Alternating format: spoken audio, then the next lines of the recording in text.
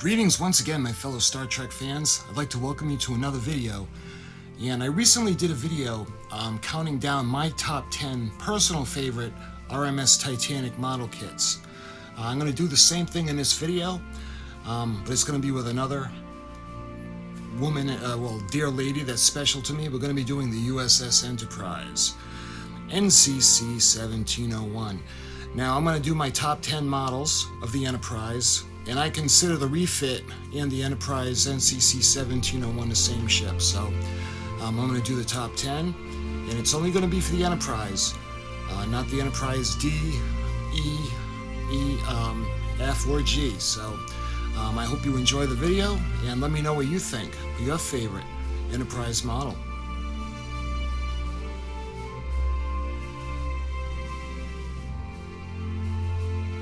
Coming in at number 10, Polar Lights 1/1000 scale snap together U.S.S. Enterprise Special Lunchbox Edition model kit.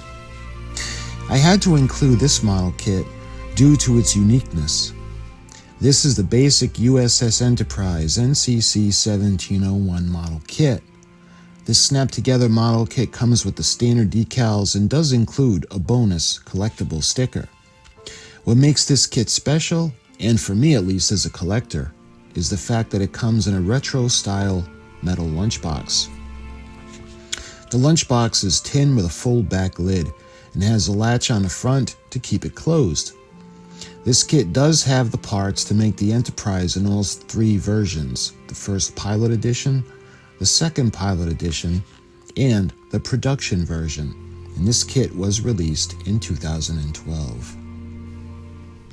Number 9, the Polar Lights 1/1000 U.S.S. Enterprise 3-in-1 snap-together model kit. I put this kit in at number 9 ahead of the Special Lunchbox Edition because this one is more of an open and build a model as opposed to Special Collector's Edition only kit. This model features having over 50 parts and is a snap-together model kit. This kit is very builder-friendly, and even modelers with minimal experience can build a respectable version of the U.S.S. Enterprise. This kit also allows the builder to build the U.S.S. Enterprise in 3 different versions: the pilot version, the second pilot version, and the production version.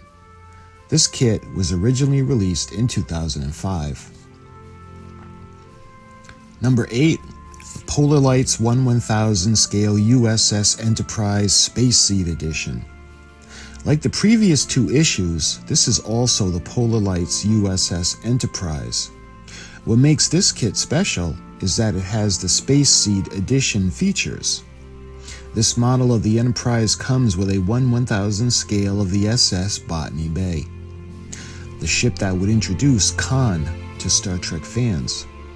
Of course, Khan would return in the feature film Star Trek II: The Wrath of Khan. This kit has a half-dome base and also has an arm that supports the Botany Bay as well as the Enterprise.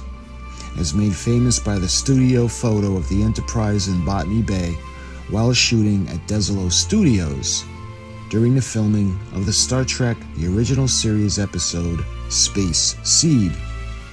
This kit was released in 2013. Coming in at number 7 is the AMT Star Trek U.S.S. Enterprise Tholian Web Edition model kit. What makes this model kit special is that it is molded in glow-in-the-dark plastic. This kit can be built as either the U.S.S. Enterprise NCC-1701 or the U.S.S. Defiant NCC-1764. The model depicts the USS Reliant as she phased in and out of space. She had a green glowing effect, and as she began to phase in and out and slip into another dimension, the glow became more and more noticeable. The glow-in-the-dark plastic recreates this effect.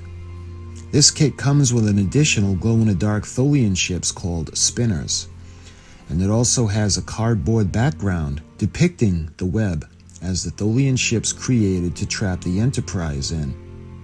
The decal sheet also provides much more detail, such as the registry markings of both ships and all the windows. Number 6 is the Polar Lights 1-1000 U.S.S. Enterprise NCC-1701 refit. This is the Enterprise as she was seen in Star Trek the Motion Picture. After her famous 5-year mission, she returned to space dock to be completely refit. I am adding this particular release because it is the version of this kit that actually comes with full Aztecing decals. Other versions of this kit require to purchase them separately. This is a snap-together model and requires no paint or glue. So right out of the box, snapping it together and adding the Aztec decals can produce a very respectable version of the Enterprise refit.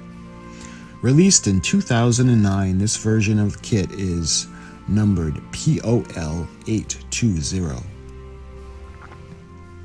Number 5, the AMT Star Trek the Motion Picture 1537 U.S.S. Enterprise. This classic AMT model kit was the first to offer the Enterprise as the refit. When we see her for the first time in Star Trek the Motion Picture, she has been completely refit, including upgrades to her nacelles and deflector dish. This vintage AMT model kit also featured a lighting kit. An important side note is that the plastic of this kit is smooth. Later releases have a pattern molded into the plastic in all the grids. This kit also featured rub-on decals as well as rainbow stickers to be used on the nacelles to simulate the lighting effect seen on screen. I'm including this version more so out of nostalgia as opposed to detail. The deflector dish is solid plastic and not light friendly. And when it comes to this kit, the saucer section had the lights to light the windows along the edges. The battery housing was located in the secondary hull. This kit is special to me as this is the first kit I ever made of the Enterprise refit. Coming in at 5A is AMT Star Trek Special Edition U.S.S. Enterprise with lights and sound effects. Okay, so number 5 is the Star Trek the Motion Picture 1537 U.S.S. Enterprise model. I have to make this kit number 5A. This kit commemorates the 25th anniversary of Star Trek. Although this model kit is marketed as the U.S.S. Enterprise NCC-1701A, it can also be made as the NCC-1701 Enterprise refit. This kit was released in 1991, and it does offer some improvements over the Star Trek the Motion Picture release. The deflector dish, which was solid plastic on the original release, is now in clear blue. It is a clear blue disc, and this makes lighting the deflector dish much easier. Also, there are sound effects in this kit as well, and there are lights that blink, which is similar to the on-screen appearance. The sound effects are the phasers and the photon torpedoes from the original TV series Star Trek from the 1960s. It may not match up to the model, but the effect is still pretty cool. And there are blinking lights on the primary hull, both the port and starboard beacons, as well as one in the front on top and bottom of the saucer section, as well as blinking lighting beacons on the backs of the nacelles. The deflector dish is lit as well, as are the windows in the saucer section. And this kit, AMT, is number 6957. Coming in at number 4 is the AMT Star Trek U.S.S. Enterprise 1537 refit. This kit is the latest edition of the 1537 Starship Enterprise. I am placing this version ahead of the original release due to the improvements of the kit itself. This version has clear pods for the deflector dish as well as the chiller grills on the nacelles. This model kit is much more light friendly than the original release. And it also comes with strong back decals, making it much more screen accurate. The only decals that would be missing are the actual Aztec decals themselves, which are available in separate kits and aftermarket releases. I must also include that this kit also comes with a shuttlecraft. The builder has the options to build either the Galileo or the Copernicus. Coming in at number 3, AMT Star Trek U.S.S. Enterprise Spaceship Model Kit.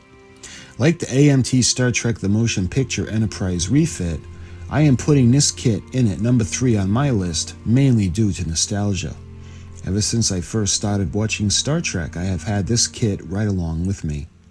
I have made countless versions that were totally destroyed. The globs of glue melting in the cell pylons, causing them to droop, to the primary hull being crooked on the neck or primary hull pylon. I have destroyed many of these kits. The first to appear was in 1966 and actually featured a lighting kit. Lights for the bridge and the sensor dome were provided, and the battery was housed in the secondary hull. The next issue of the kit was actually the first long box that was issued, and featured not only lights in the bridge and the sensor dome, but also the Bussard collectors as well. The Bussard collectors were molded in clear orange plastic. This model is not that accurate to the filming model. I must point out that I placed this kit as high on my list because of my love of this kit throughout my childhood. If you are looking for a more screen-accurate model of the Enterprise, then you want the Polar Lights versions. Number 2 is the Polar Lights 1/350 scale U.S.S. Enterprise NCC-1701A. When it comes to the Polar Lights 1/350 scale U.S.S. Enterprise NCC-1701 refit and the NCC-1701A, there were 3 releases of the kit. The first one had a much different stand than a metal rod and half-dome base. The model was supported by 2 rods under the front of the primary hull, and one at the rear of the ship, just under the shuttle bay area. The latest release of this kit has the half-dome base with the metal support rod, and I am placing this particular release of the kit at number 2, as although marketed as the NCC-1701A, it has a full set of Aztecing decals for the model, and it can be built as either the refit or the Enterprise A. The other 2 releases of this kit require purchasing of the Aztecing decals separately, or aftermarket decals. And as of this writing, May 1st, 2023, Polar Lights 1/350 scale Enterprise refit and the A are by far the best represented model kits of this fabulous ship. This one was released in 2009 and the kit is number POL 808. Coming in at number 1, Polar Lights 1/350 scale U.S.S. Enterprise 50th Anniversary Edition. When it comes to this magnificent model kit, I am choosing the 50th Anniversary Edition as my number 1 because of the accuracy. The original release of this kit in the 1701 Club, the premiere, had the raised grid lines on the primary hull, and this kit has a smooth saucer section. I think that this is the Super Bowl of Enterprise model kits. The quality of the parts and the fit that the pieces have together are just fantastic. I must also mention the Polar Lights 1/350 scale U.S.S. Enterprise that was pre-painted. I have shown you that model as well, and that model is spectacular and becoming really hard to find. The reason I really don't consider it a model kit per se is because it doesn't have many pieces and everything is pre-decorated, and all you do is piece it together with the nacelles and the primary hull. So I don't really consider that a model kit. That's the reason why I'm not including that on the list, but I do have to give it an honorable mention as well, because it's a 1/350 kit. The most recent version of the 1/350 Enterprise is the Special Pilot Edition, and I have shown you that kit. You have the option of making the ship as she was under the command of Captain Pike, or while she was under the command of Captain Kirk. The amount of work and detail that went into these model kits really shows in the parts. They were molded after the filming model in the Smithsonian, and this kit is by far the best U.S.S. Enterprise model kit ever available, in my opinion, period. And that, my fellow Star Trek fans, those are my top 10 U.S.S. Enterprise NCC-1701 model kits. Again, I consider the NCC-1701 and the refit to be the same ship. There are fantastic models of the Enterprise D as well, but that is an altogether different video. So my friends, let me know in the comments what your favorite Enterprise model kit is. And I thank you so much for watching, and until my next video, take care and I'll talk to you soon.